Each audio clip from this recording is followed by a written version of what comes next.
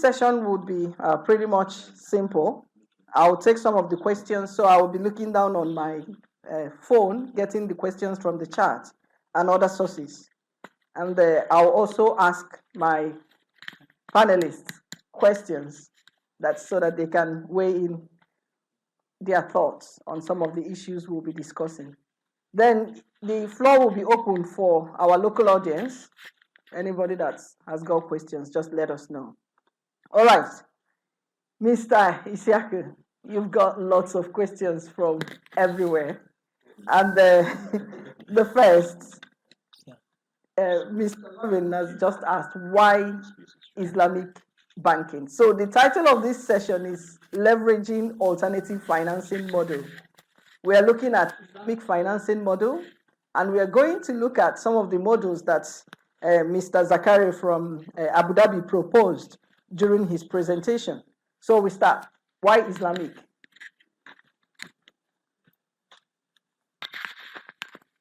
Thank you. The question is around the name of the model. Like I said when I was opening my speech, I mentioned that Islamic banking model just talked about finance model that is guided by Sharia rules and principles.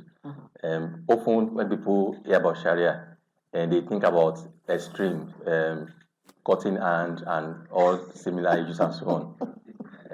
However, it is founded on lack of awareness of what Sharia means. Sharia just means the code that they use in regulating a community, a society. And if I now domicile it to finance, it simply means that what are the rules guiding interactions in the financial space? And I will just explain for that. I will give you an example. In most of the African countries, or some of them, they run a mixed model of Islamic finance and the regular or conventional finance type. Okay. Both the mix are regulated by central bank of the country. Same set of rules that guides interest banking. The same set of rules that guides non-interest banking. However, there are additional steps for additional guidance, additional rules have to be followed by rather than use the word Islamic, people play with other words like non-interest, ethical banking, and free banking or friendly banking and similar names. If I give an example of Nigeria, for instance, where we have a mixed model, all the central bank rules and allied regulators, all their rules apply to conventional and non-conventional. In addition, there is an extra level of check and control over the non-interest bank. I will give an example of two. Within the institution, you are required to set up a committee called Advisory Committee of Experts. What that committee does is that they ensure that all your operations follows the guidelines and framework. You can't call yourself ethical bank and you're not practicing ethically. So at the local level within the organization, you have the council, independent of the management, that scrutinize that everything that we do is Sharia compliant. Like I said, at some point, by the end of the year, they take all the income earned by the company and they scrutinize it and ensure that everything is Sharia compliant. Central Bank has a similar body at their own level called Financial Regulation Advisory Council of Experts, and that council also do a second level check to be sure that we follow the guidelines and principles of non-interest banking. So the rules apply to the regular bank, apply in full without exception to non-interest bank. In addition, we now have extra check to ensure that we are following the ethical position and guidelines. So Islamic banking is just a name that people use at convenience for banking model that follows Islamic economic principles. Oh, okay. Very good. Very good. So it's nothing to do with cutting off hands and flogging people 24 strokes of cane if they do something. All right. Otumba, during the morning session, I don't know if you were here, the former Minister of Finance did mention on some of the constraints to raising domestic debt. And one of those was the poor mobilization of tax revenue. Yeah. Can you speak to the issues that would act as constraints to mobilizing enough revenue within the country? Yeah. Thank you.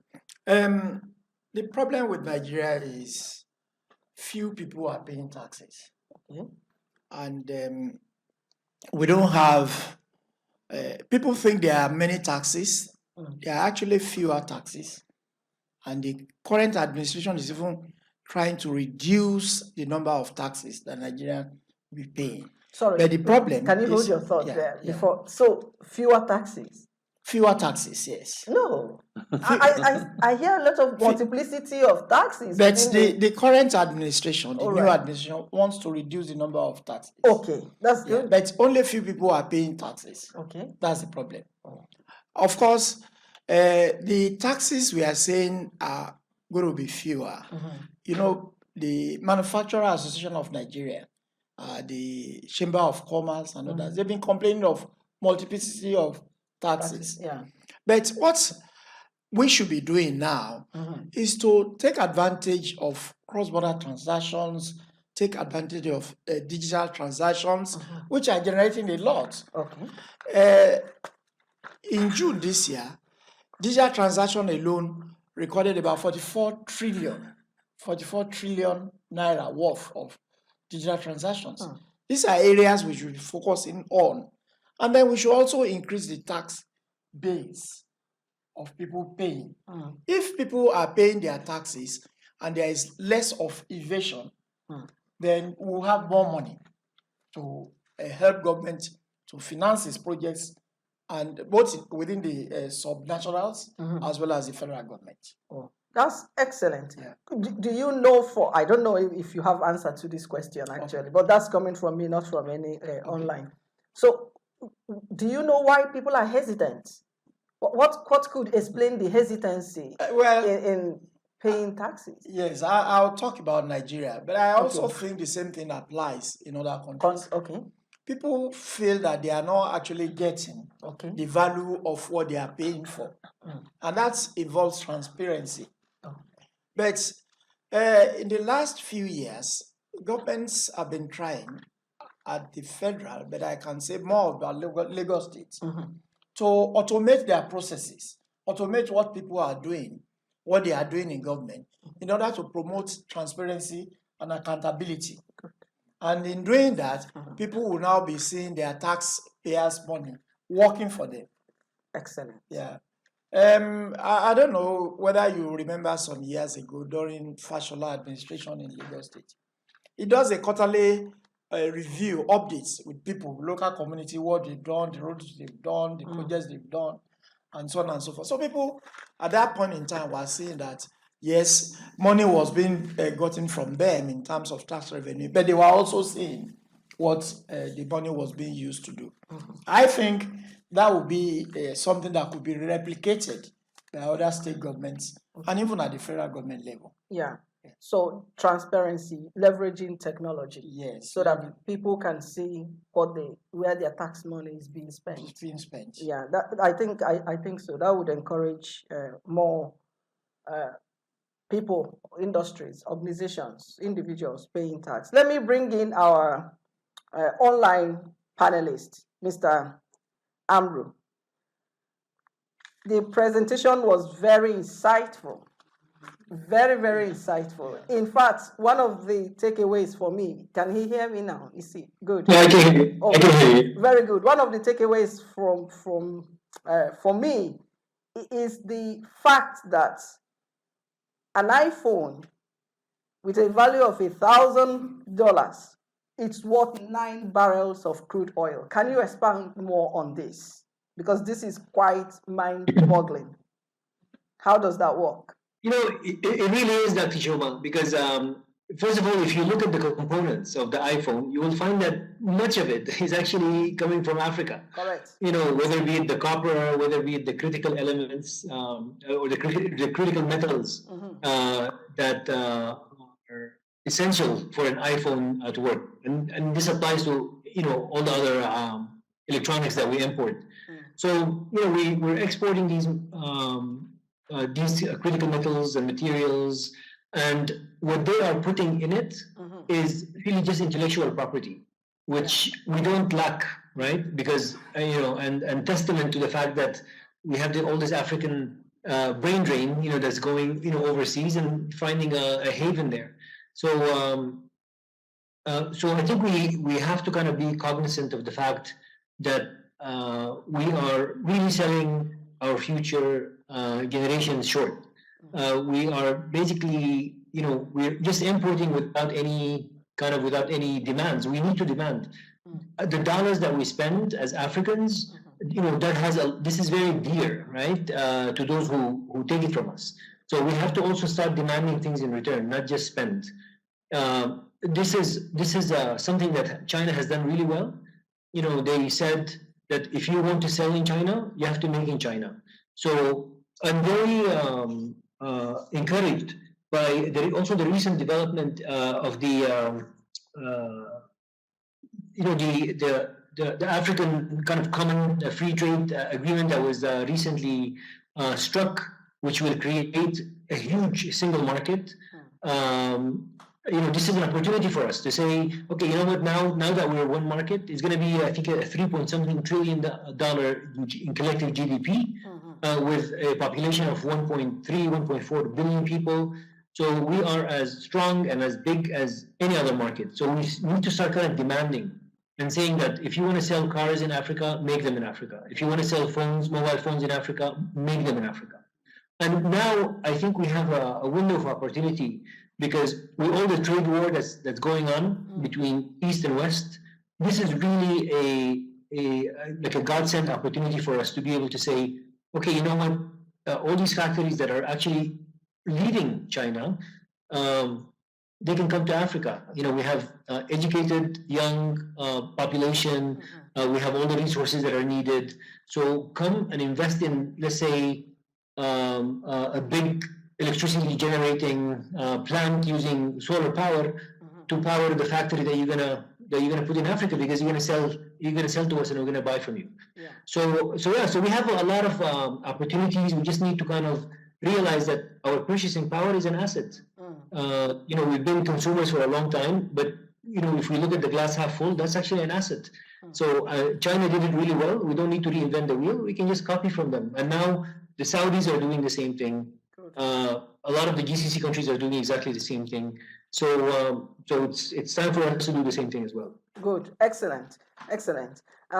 For us to make such demands from the US or from the US or China, presupposes that we have narrowed our infrastructural deficit. Because if we are demanding for them to produce the cars, the iPhones within the continent, with the current infrastructural gap that we have, we may not be able to support such production. So that leads me to the question for you. In what practical ways can we leverage Islamic financing model? That's practical ways, just like if you can make it as simple as possible for us to understand. So use a project, use a particular Islamic financial product, and then tell us how we can leverage that. Would you mind?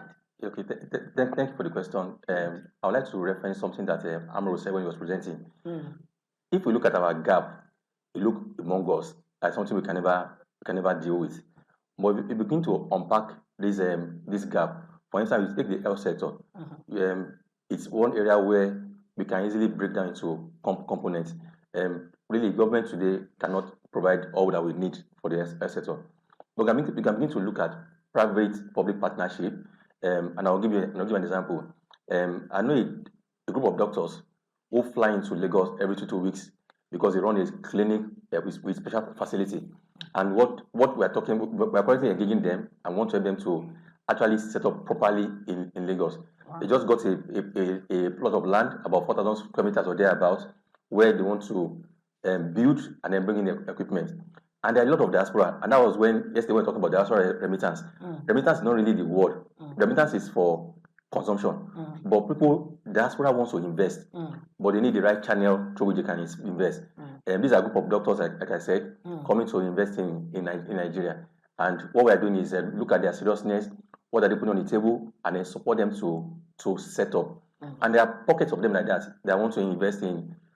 They are small projects, but they add up to what you call the medical infrastructure. Precisely. So these are some of the ways through which some of this gap can be reduced without having to look for huge funds to put in large infrastructure. Yes, the road might require something big, and that has to be maybe the government.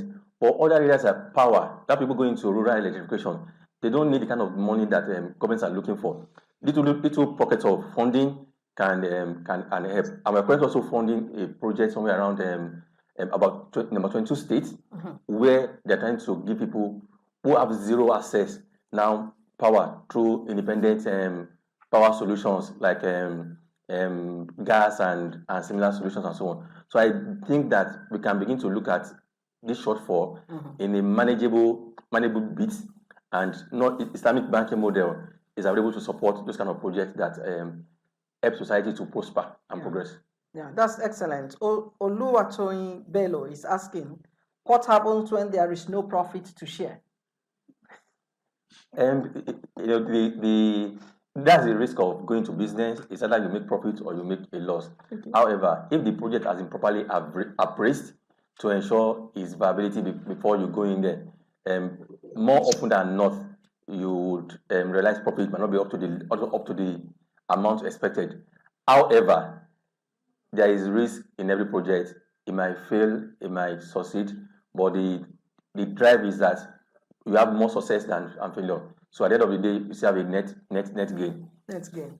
So if on a very practical way, if there were no profit to share, would there be loss sharing formula as well? Are you going to bear the loss with?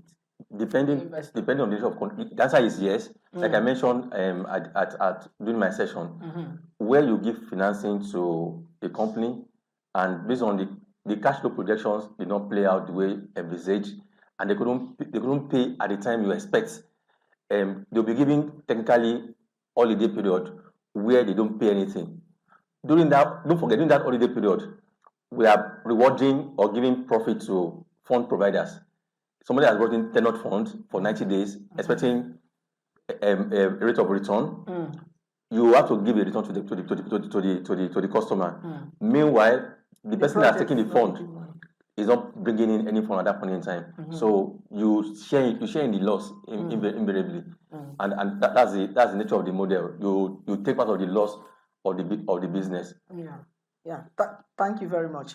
Otumba, Lagos State has been most often than not been portrayed as one of the success stories in Nigeria. That's correct. That's correct. Good. So can you share some of your insights into what is working, what is making it work? I know you have a lot of businesses, ports, and so what's the revenue? Tax revenue mobilization framework you use?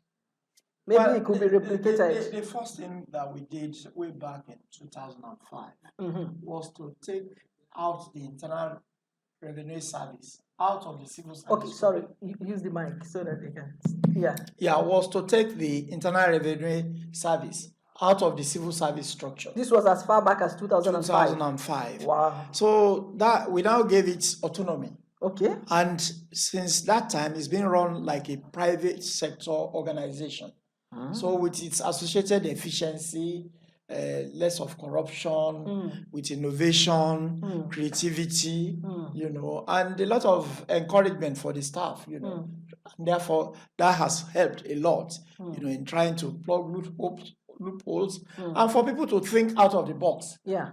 And this has actually helped Lagos State in trying to generate more taxes. When it started, the tax revenue then per month was about 5 billion per month, but today we are talking about 60 billion per month. Wow. That is, I think this point is also a round of applause for this innovative approach. Because it might be something that other African countries can replicate. Because we normally would say that government has no business in business. So taking the tax thing and making it a commercial like venture, being run like a corporate organization with innovative technology, to support that process. That is the magic. Wow, this is excellent. This is excellent. So I bring in my panelist from Abu Dhabi. You did mention something which is very, very new to me, to be honest. Tokenized economy. You know, when we are fighting equality of opportunities, equality of access to basic amenity, we always say we don't want tokens. We want to be treated on an equal basis. Now you mentioned tokenized economy. Would you mind expounding on that and how does it work in a practical terms? So, in 2009, this was the first time the world started to hear about cryptocurrencies and the infrastructure that cryptocurrencies kind of run on, which is blockchain technology, at least for most people. So, what blockchain technology has allowed us to do is to basically kind of have a parallel infrastructure that is innovative, that is light, and that is, for the most part, immutable, right? So it allowed us to kind of become innovative in the sense that we're able to kind of keep a ledger, and that ledger is just as good as the ledger that is kept, let's say, by financial institutions like banks or even telecoms, right? So, mobile phones, when you buy airtime, you're almost certain that when you speak for 5 minutes, the software will deduct 5 minutes from your airtime. So, blockchain technology has allowed us to do this, and on top of it came innovations such as cryptocurrencies, such as tokens. What is a token? A token is basically can potentially represent like a part of the whole that cannot be duplicated, right? And that is unique and cannot be duplicated. So, for example, if I take out $200 bills, they have two unique numbers, and even though from the outside they look like $100 bills, but they're completely different, right? They have their own different ledger. So tokenizing something, we can tokenize a building, we can tokenize an ounce of gold, we can tokenize even luxury cars. I've seen that happen.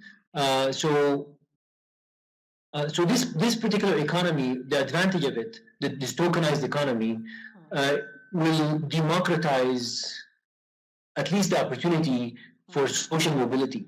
Let me give you an example, Dr. Choma. Let's say we have a town where they're low income, therefore they don't have a bank, because for a bank to go there and open a branch, it costs a lot of money for the building, for the security, for the employees, as well as there isn't enough deposits and there isn't enough banking services to justify that cost. So the bank doesn't think it's feasible to go there.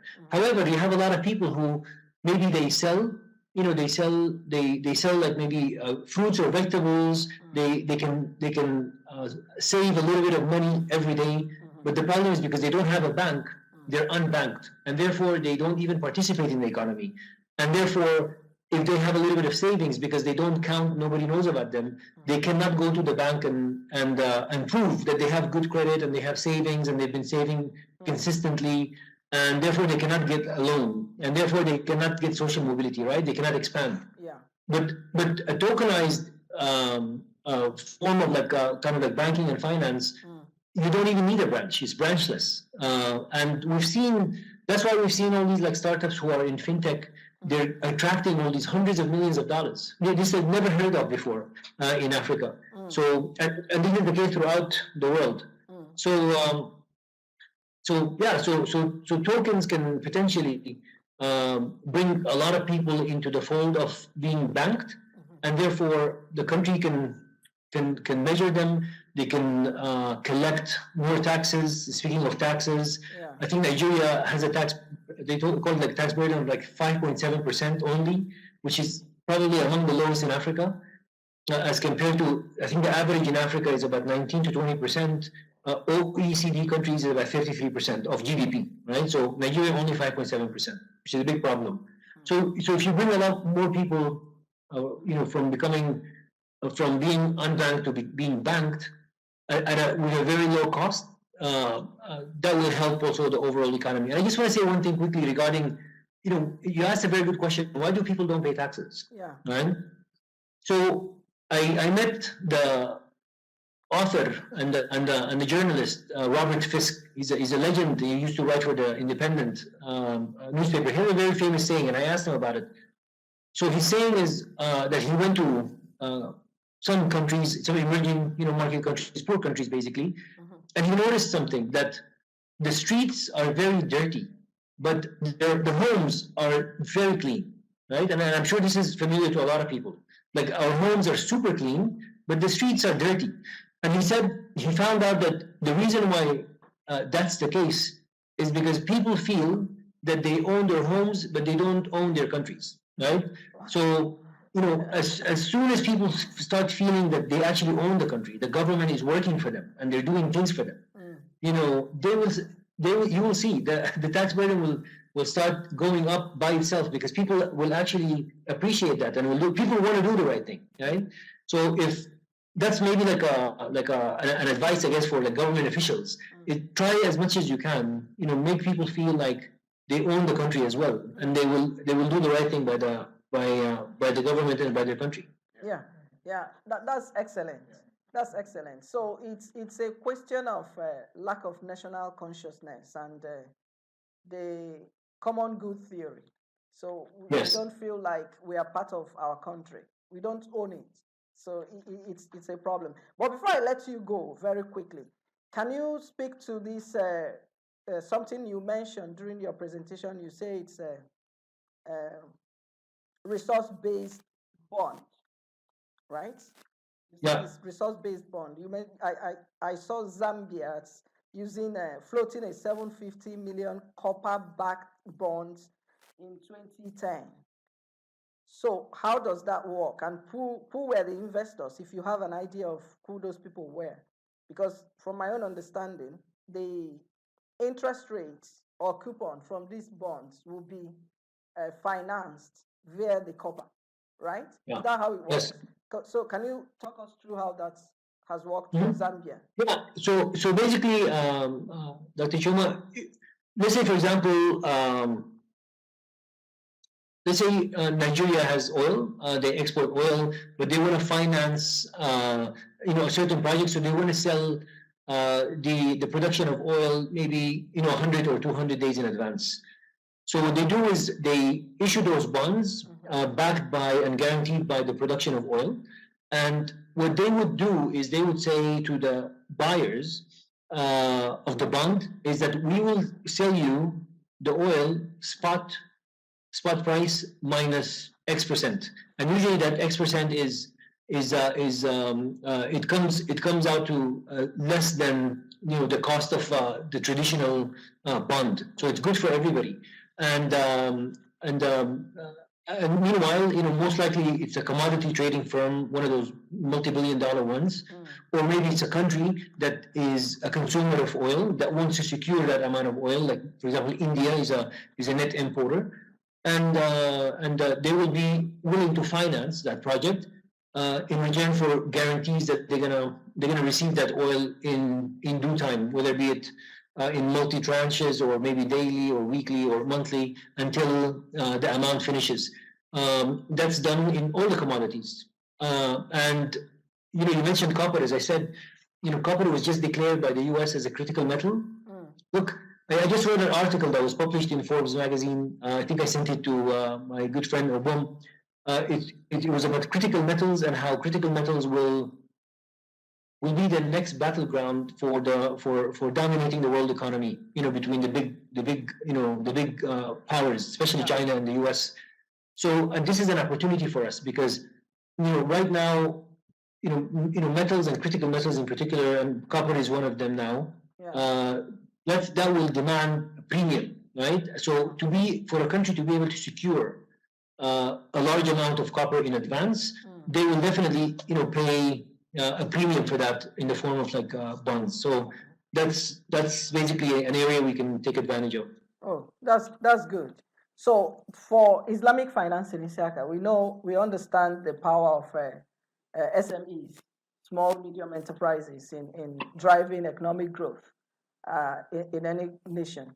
So if we have like startups who are wanting to start businesses and start investments and all that, and they approached your bank, Lotus Bank, what would be the requirements in order for you to invest? So, and what will be the nature of this investment? Assuming they have zero finance, but they've got the idea. How do you, because that's where most of these teeming young African populace find themselves. They don't have zero, but they have got the innovation, they've got the ideas, and they've got the energy. But the problem is lack of financing. Would you be going for equity, or would you be asking them to pay advance certain percentage to be sure that they have a skin in the game? How would that work? It depends on nature of the project and nature of the promoter of the project. To use a practical example, we have one we funded is a plastic recycling factory, and it's up now. It started production I think last month. She's been putting it together for the last couple of months, maybe like 12, 16 months ago, thereabouts. And from ground zero, all she had was that some equity investors that got the space, which is a lease land. Every other thing was funded by the bank. It was containerized, the equipment, the power solutions, and all that required to just start the business. But the business case makes sense. We look at her feasibility report. She did a very detailed work. We could see the numbers coming. We see collaborations on her part with. She had a good model for collecting the raw materials around the state. So looking through our feasibility and the proposals and so on, it makes business case to support her. Yes, there is a delay in kicking off. The power required to start the project, of course, when she got the lease land, power was stable in the environment, so she envisaged that she would need a certain level of generator capacity to start off. But unfortunately, getting near the finishing line, power in the environment drops. So you need to enhance the capacity of the power equipment. But good enough, the initial investors were willing to bring in additional funds to the project. If not, we would have added a little more fund. So that goes to speak the fact that the people were serious. They use experts to get the project off the ground. The numbers make sense. The business model in terms of collecting raw materials and paying people that supply them made sense. So looking at the project as a whole, we decided that it's something that we need to fund. And from what we're seeing, it's looking very well. And that could be extended to other sectors of the economy, so long as the business case makes sense. So what was the nature of was it equity financing or it was debt finance. Okay, oh, I see that. So finally, before we round off, can I ask Otumba, and I will also hear your thoughts and Amro's thoughts on this. What are the likely solutions because this conclave would amount to nothing if we don't proffer solutions to some of the issues we have identified? What are the likely solutions to reducing, if not eliminating entirely, the huge debt squeeze that we are facing at the moment in the continent? Okay, like the former microphone, sir, so that Zoom can hear. Yeah. Like the former honorable minister said, the financing gap in Nigeria has been as a result of no tax. And taking from that back, it means we should. And he has said that in Africa, Nigerians' tax revenue is about 5% or something. Tax rate. Yeah, we have the lowest. Revenue, yeah, we have the lowest. Yeah. So for Nigeria, that is the way to go. To increase tax revenue, plugging loopholes, bringing in technology, to enhance tax revenue, And then looking at new areas like digital Transactions. transactions, cross-border transactions, which Finance Act of 2022 have addressed, and have put legislation to address them. Good. And these are generating more revenue now. Like if you had the chairman FRS about a month ago, he said generated 10 trillion naira in the first half of this year, which was more than what they generated for the whole of 2021, the whole of 2020. What changed, if you don't mind? There is now more focused on digital transactions and use of technology, cross-border transactions. So those ones are all the what has changed. The number of taxes other than digital and cross-border have not changed. Yeah, and the tax rates, which I said earlier, they've not increased the tax rate, but the quantum or the number of people paying taxes have increased. Yes. Yeah, so it's not all doom and gloom. No. I think something is working in Africa. Can we hear your thoughts? What are the likely solutions to moving us forward? We all agree that we have to borrow, either locally or internationally, to reduce the gap. And what we have seen when I was presenting, with the global amount of sukuk out there, about $1 trillion. Africa contributes very little to that. Clearly, that financing model has not been embraced by African countries. From what I've explained today, is a friendly financing. Your debt stock do not transform overnight from 4 billion to 56 billion. So we need to put in place building blocks that make it possible to tap into that pool of funds available for reducing our gap. So I think we need to look closely at that model and use it to the best of our ability to help the growth and prosperity that we desire. Yeah, I think sensitization is key to this. A lot of people are hearing some of this, particularly the youth. They are hearing some of this Islamic financing model and the beauty that can be harnessed from that. A lot of sensitization is key, and it could be leveraging on the power of social media and engaging some of our youths here to start the fight, and start moving us forward. Amro, can we hear your take on ways forward, particularly looking at I wouldn't use the word weak, but because the Minister of Finance did say something about footloose capital within our domestic financial markets. And if we're looking at the depth of our markets in most of the African continent, it's not, in most of the African countries, it's not that deep comparatively to the West. Yeah. Can you speak to how we can make that happen for us and how we can harness the power of financial markets in solving our problems? You're absolutely right. I mean, and Her Excellency is right on point. The problem with our financial markets is that we have very thin liquidity, and we have thin liquidity because we don't have a multitude of traders and investors and players in the market. We can work on that by working on the regulation on one side. Once the regulation is there, the trust follows, and once trust is there, then capital and volumes follow. And once we have, and it's kind of like a self-fulfilling prophecy. Once we have all that in place, it increases the flow, and once you increase the flow, then you also increase the participants. I want to say that I think the annual the Africa's infrastructure funding gap is about 130 to 170 billion dollars a year. So we need that much every year. So the need is huge. But as I said earlier, even like perceived weakness is actually an asset if we utilize it correctly. Just like the judo players, judo is all about actually using your opponent's strength to defeat him or her, right?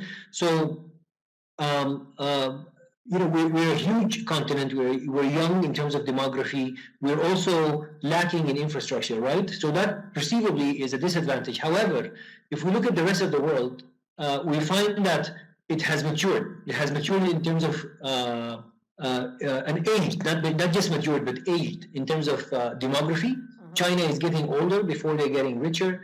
The demography of Japan is actually shrinking for the first, and it has been shrinking for the past, few years. This has never happened before. In the UK, in the West generally, the replacement rate is below 1. That means you have more people passing away than newborns. In Japan, they sell more adult diapers than kids diapers.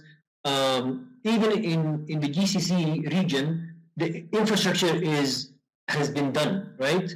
I was talking to a friend of mine who was the regional manager of a big U.S. Infrastructure company. They did all the water in a lot of GCC countries, and he was telling me, Amro, we finished. We did all the huge pipes for the sanitation and all that stuff. The next time they're going to need to do this is going to be 2080, right? 2080. So Africa needs all of that stuff. So all of these big multinational companies, especially after the global financial crisis in 2008, the COVID pandemic crisis in 2000, central banks they pumped a lot of liquidity. There's a lot of money just sitting there waiting to that demands returns. So we can utilize all that to say, okay, come, you know what, build us airports, build us roads. An average African citizen lives 5 kilometers away from an all-season road, right? So that's not acceptable. They cannot do anything with that when it rains and when it. So then the deficits that we have, we can use that as a bargaining chip, especially now that they have a lot of liquidity and they want a place to invest that liquidity in. So that's something for policymakers to hopefully capitalize on. Yeah, that's very good. Do we have any questions before we? I just want to add something. Okay, go on, sir. The other thing is ESG. Climate change is now a yardstick in giving out foreign loans. So we must be ready to be on top of our game in terms of those two areas. Okay. We must be able to attract foreign loans. Yeah. That will help us to bridge the gap in financing of infrastructure. That's excellent. Do we have Good any point. questions from the domestic audience before we close the discussion? Mine is a country question, just to reemphasize what I'm wrong aside, that one of the quickest and the fastest way we can bridge the infrastructural gap without compromising on the integrity of Africa is to get those who are principal actors in the African economy to take further steps by paying a bit of price for selling their product and services in Africa. For example, the phone market in Africa is much. African population is expanding. The huge market is even deepening. A lot more mineral resources are being discovered. Those things are needed to strengthen their own technological capacity to be able to keep selling to Africa. What is wrong in them coming to finance our infrastructural deficit gap? We have to tell them. It's part of the stringent conditions. We talk about borrowing conditionalities, how stringent and squeezing it is on the African economy. Then we should be bold enough to tell the major players in our African economy to say, come and put more money in this infrastructural area, which will automatically or in future enhance their own market integrity and penetration in African countries. So we can't fund it. African economies can't fund the infrastructural gap that we have. We have to be bold enough to tell them, come and invest in our infrastructural gap to bring up to the level where it is good for everyone. And I think, in my opinion, that is key. We shouldn't be afraid. We have the strength, we have the market, we have the population. We have what they are looking for. So we should trade with that. So come up with policies, policymakers, political class, economic leaders, opinion holders, the media.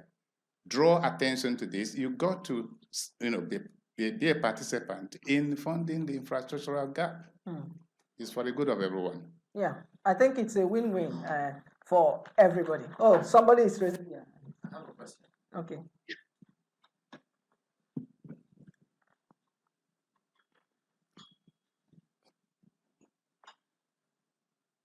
Hello, viewers online. My name is Adeshola Adekoya. My question goes to you, sir. Otumba. Yes, sir, because you are the two financial experts in the house. Yes, sir. I come in and out of this part of the world, the UK, and I go and I've been privileged to be in one or two other places. And by the time you buy something, even from your bank, you see a column say retrieve this money and pay back in bits at interest free as long as you don't default. A case happened my sister in Canada, and my mentality in Nigeria is that once you collect a loan, the moment you don't pay back that loan, it increases and it's much more difficult for you. She got the car, and I was so worried, like, no, you can't. How can you collect the car on a loan? You have to pay this thing. And in my own wisdom, I made sure we paid this money in less than 3 months. And I was like, okay, fine. She needed to upgrade, and she went there and they said, no, you can't. And why? It's because they said she didn't have any credit score. And what was the reason? Because you didn't let your loan stay for a minimum period. But in the other side of the world, reverse is the case where if you don't pay your loan, like the quicker you pay your loan, the more they applaud you. While on this side, the quicker you pay your loan, the more they see like, no, there's something wrong. Why are you paying your loan quicker? So my question, sir, and I heard this government, the present president, His Excellency Asiwaju, he used it as a campaign strategy. He said that, why can't we have loan facilities? Meaning, you're a worker, you don't have to be in the government sector. You're a private or you're a business owner, and you have access to drive a certain type of car. And you can pay, over here, you can pay weekly as low as £50 or £60 for a 2020 model type of vehicle with partnership between the banks and the manufacturer or the products of this car. So, sir, please, how can that be put in place to encourage people back home to even access something as decent as a laptop they can use to work, as a phone, as maybe a printing machine they can use to start even photocopy, because a lot of people want to do something, but it's access to those money. Rather, you see very stringent microfinance bank. I don't want to mention names, but the conditions they make, most of those people are never able to recover from those microfinance bank debts. So, sir, please, how do you think, and I think the bank should also look at it on how they can encourage easier financing, especially with, you've seen the track record of this person. It doesn't have to have XYZ millions of account. With as basic as his minimum wage, 30,000 naira, at least the person should be able to afford we get the a question. laptop. Yeah, Yes. we get Yes. we get the question. Let's Thank give you. them an opportunity to respond to your question. Okay. One by one, rather than selling your collateral. So what they want is for you to have a source of income that will be you can use to service your loan. Even if you say you pay in 24 days, 24 months, for you to be able to pay in 24 months rather than be able to just dump some money and pay in 2 months. So they are more comfortable with that. And that's also the principle here in the developed countries, that you have the ability to service your loans through maybe your salary or income from other sources and so on and so forth. So that's the difference. And what the governments in Nigeria, I think they are trying to do is to make sure that this is realizable. For instance, there's something that we call private security in private properties, which was established in 2017. You have a register that you can use your private property as mortgage instead of you asking the bank to give you a big loan or somebody to give you a big loan. So that was established in order to enable people to be able to, the low income people, be able to buy laptops, buy their cars, buy their all those things. But the problem is such a law, a very good law, has not been given the publicity it requires. That Publicity. needs to be done. And that also, if you start to do that, you discourage corruption.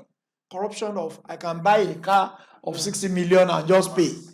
Yeah. So, which the system here abhors. But it's a function of corruption back home. Where will I get 60 million to dump? To dump and buy, Yes. It's a problem, yes, because where did you get the money from? Yeah. That would be the question. Yeah. So I think it's a change of the system we operate back home. And I think governments have been taking steps to do this. But publicity have not been given to the existing laws, the new laws on it. But the new government, I think, will accelerate this because it was in one of the campaign promises of the new president. Thank you very much. Yeah. All right, You want to- we expect the government, well, not only in Nigeria, but across Africa, to introduce credit economy to take care of it. And the judgment of consumer credit is what he's talking about, and which is conspicuously lacking in the thinking of people. While the legislation is required, we also need massive awareness, on building the credit integrity, credit honesty, and all that, so that we can begin a new economic regime. Yeah, that's excellent. We'll just give you 1 minute. Yes. Yeah, please. Thank you. Just to buttress on on the response, it would be a very good thing because a lot of people here, a lot of people here live on debts and things, and the people back home have that also as a misconception to say, oh no, there's money on the streets here. There's they don't know what they don't know. Some I don't want to mention it, but I give an example of even my landlord. He's paying the loan of his father in UK here that his father left for him, and he's continuing the loan, and he's. So hold your thoughts. Are you saying we do that? No. I'm just. But he's driving a very good car. I understand. You understand? 2020 model. But people on the other side will be, he's having this new car. He's staying in this house, but they don't know there's a generational backlog that the families need to settle. So if that is possible, please, just to hammer it again, it will really help people back home. It will really discourage corruption because nobody wants to be stacking up money hidden somewhere. And let me not just touch on the fact I mentioned yesterday, which we almost brought up on the panel, but for tension we didn't bring up. So yes, thank you very much. Yeah, that's excellent. You want to respond? Let me just. Oh, okay. Please let them respond. Okay. Yeah. Just to comment, I think the credit culture is improving, and I'll give you an example. I work in 2 countries in Africa banking, one 15 years, one 10 years, and I introduced same product in 2 economies. Student loans for students going back to school and so on. Parents will access the loan. In Nigeria, it didn't sell because people were culturally people think they failed if they are getting financing to pay for school fees. But in a different economy, the product was a boom. Was it an African economy? African economy, Côte d'Ivoire. Oh, Côte d'Ivoire. It was a boom. In Nigeria, was a flop. So culturally, is improving. And Okay, Otumba. I think this is just a good opportunity for us. We must not. Microphone. Yeah, we must not lose this chance. Good thing the registrar is here himself live. Absolutely. So I would suggest, since this new administration in Nigeria is ready to do this, I would suggest you pay a courtesy call on the presidency with members of your council and present papers. Papers on this. Wow, very good. We've achieved something. Okay, so on that very high note, we'll call it a day. And thank you so much, the Zoom audience and the local audience, for such an interactive session. Thank you. Thank you very much. Thank you, our panelists. Thank you, Amro. Thank you. Thank you, Otumba. Thank you, Chioma. Thank you, Siaka. It's thank you very much. It's been a very lovely session. So my takeaway, personally, just in 1 minute quickly. Trust me, I'm not going to talk about the lip balm again because there's a lot going on here. So I will just say, I'll take a quote from someone that history has actually reputed as one of the wisest men that has ever lived, Socrates, when he said, the unexamined life is not worth living. So the takeaway for me here is that we should examine, we should look at things critically. It is not just what is written on paper or what is said. We should actually question, we should actually, take, very good look at what we're doing. And then one of the takeaways again is what Ambrose said, the word if, the frequency of your if is very hopeful. Like, if we can do this, if we can do that. So, meaning that the possibility is there. I could just define if from what Amo was saying, like the whole Africa dream, is a big ball of if, like if we can just roll that ball correctly, pass the ball correctly, if we can do that. I think with the magnitude of what has been discussed here, if should be a 60-letter word. We should actually make if not just 2-letter if. It's a big word. If we can turn around, if we can find those things, like if we can actually implement this suggestions that has been provided by this conclave, if we can do that, I believe, like Amro would also say, that the future is bright for Africa. And then my takeaway also is like we must know. We must know the importance of some very simple words. For instance, if you know that the word compound is where you live, okay, that's my compound, But now when you see that word compound next to a word like interest, it is not the interest of your compound. It is, there's a new definition of the phrase compound interest, So when you see it in any document and you are to sign, you should look at it again critically twice. And then finally, it's just for this discussion not to end here, for us to keep talking, for this, for whatever that's been, raised here, for us to individually take it to our homes, take it to our organizations, just keep the discussion alive, because that's the only way it can be sustained. And the relationship that's been forged here, like Amro, the last time I saw you was when 2008, and thank you very much. Yeah, I remember very well. Yes. Thank you for your fine We hospitality. just lost a little bit of hair. Yeah, a lot, all the years, yes. And you're gonna grow yourself, so it's good to actually build relationship that thrives on positivity. So it's good to see you again, Amro. Again, good to Thank you, meet the Marvin. people that I've seen here, and some of the sessions. I believe you took advantage of it.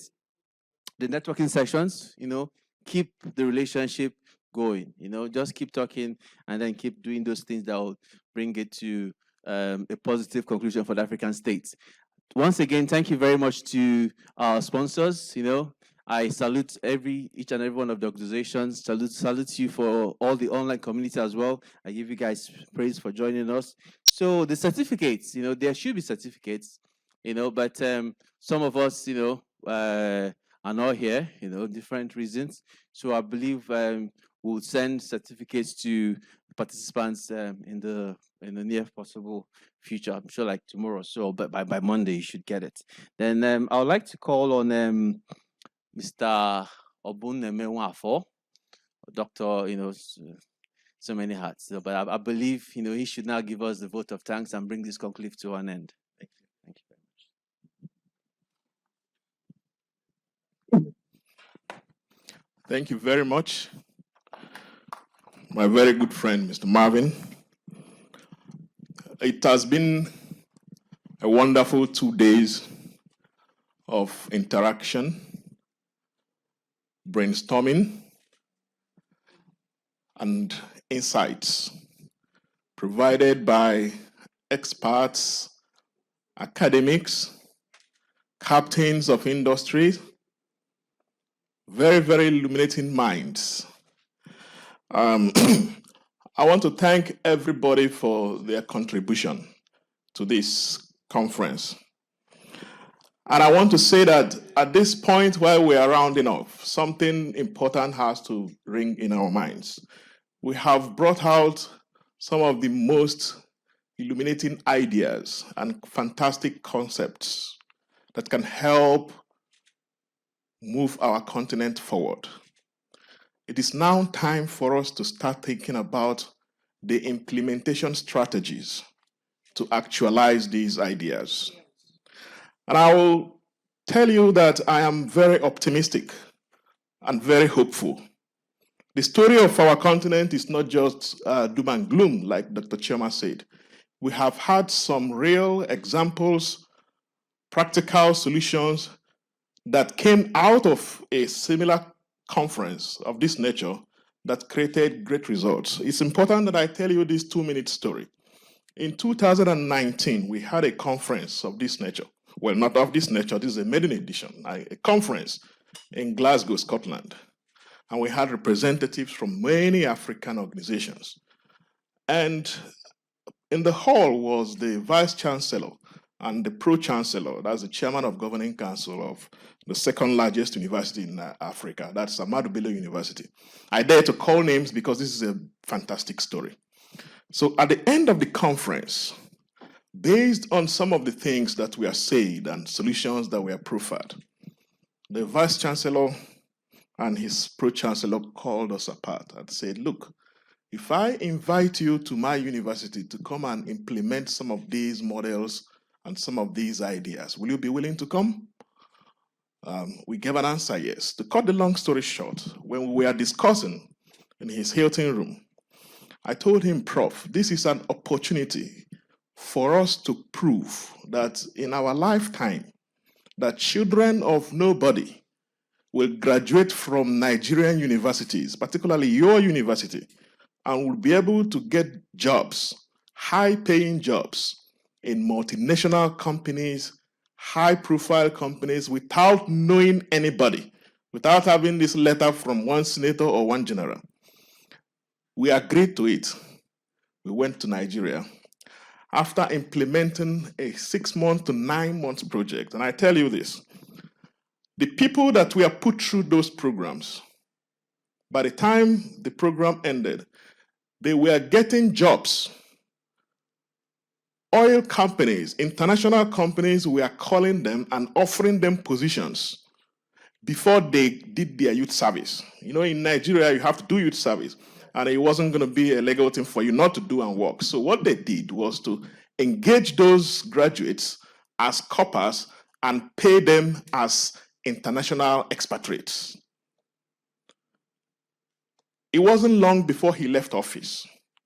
And that was a very, very sad moment for me because the issue we raised earlier about a system in place to ensure continuity of implementation of good concept, we did not pay attention to that.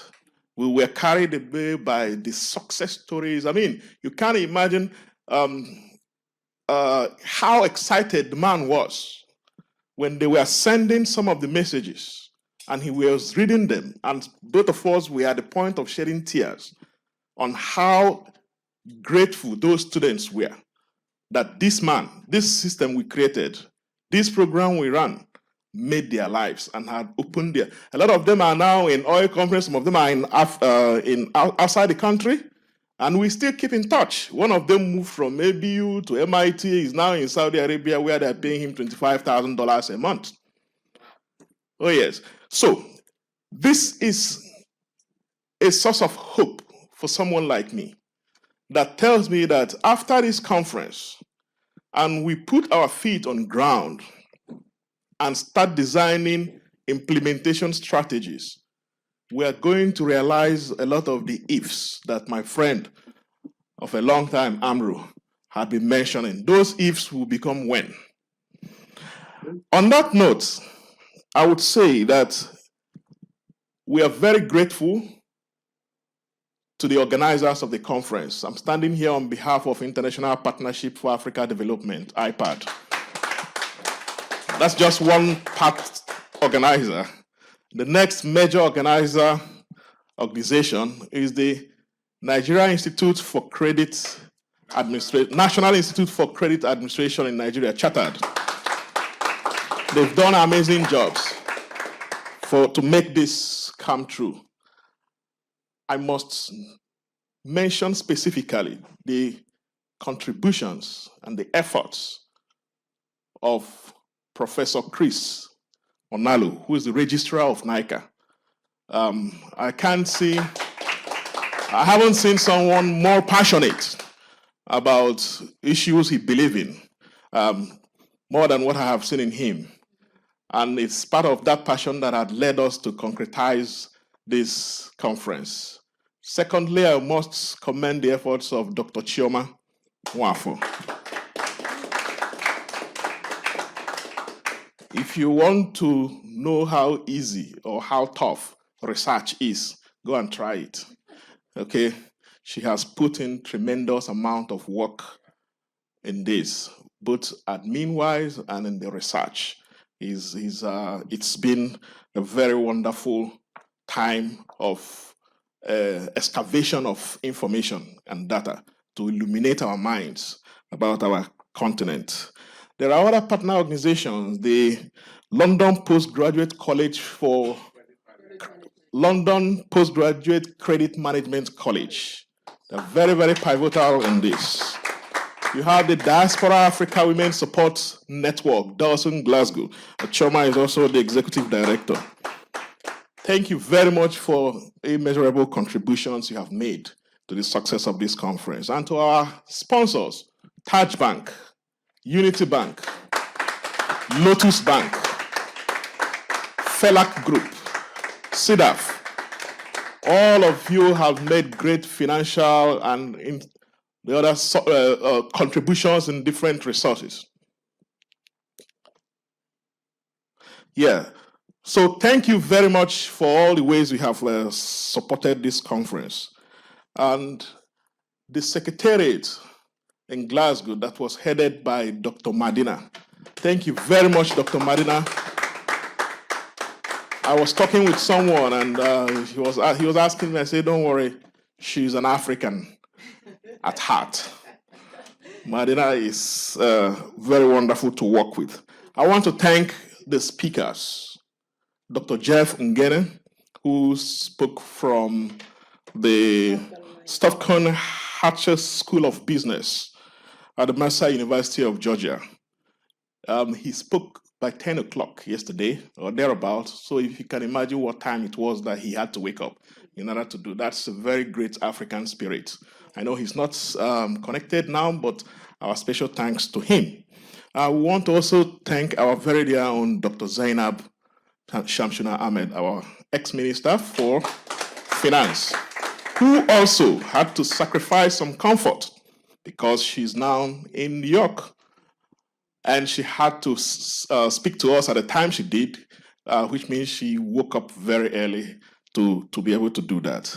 I want to thank the MD of Lotus Bank, Mrs. Kafilat Reoye, who was here in person yesterday. She could not stay till today, but something you need to know is that she actually had to fly to and fro from Nigeria to Washington to London in order just to come and show face. That's something what I appreciate. Thank you very much, madam. And we know your representative is here, Mr. Ishiak, and please extend our warm regards and gratitude to her. And to you yourself, Edie, who gave an illuminating speech and made people like my friend Marvin, who used to fear Islamic as... It's just that I haven't asked him what exactly is he afraid of that he doesn't want to engage in that so that he doesn't lose his hand. Thank you very much, Ishaka. And to my wonderful friend Amro, we've gone way back. Thank you very much. You are connecting from Abu Dhabi. This is almost 4 o'clock in the UK, so I know it's way past your work time. Yeah, in Abu Dhabi. Thank you very much, Amro. It's wonderful to see how you speak English. Okay, and a lot of people wouldn't know why I said it because Amro's first language is actually Arabic.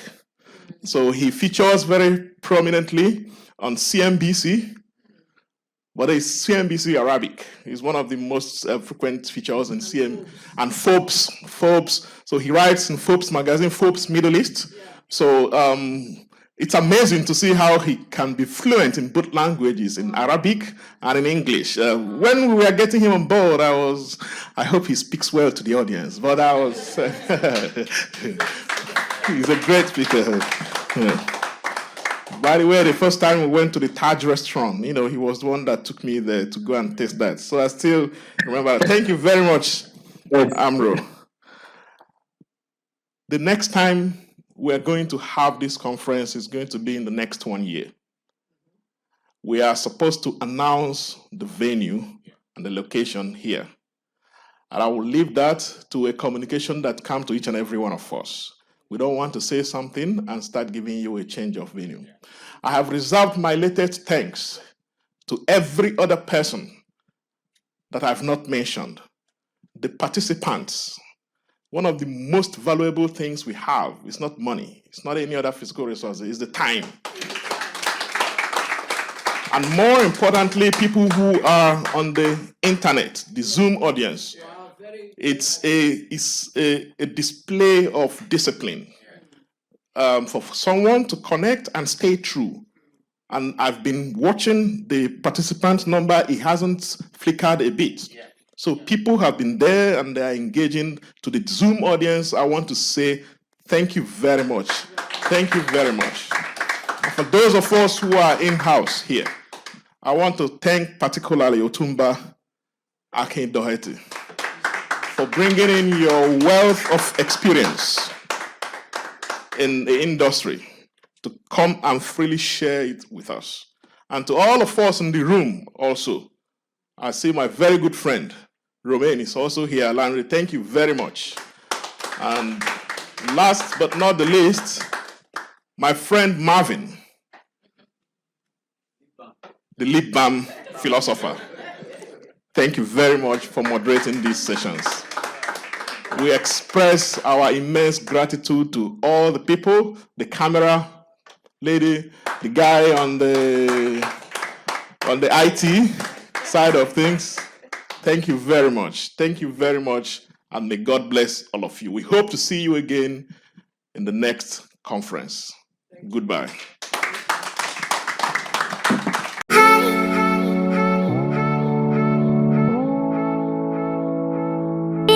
Hi.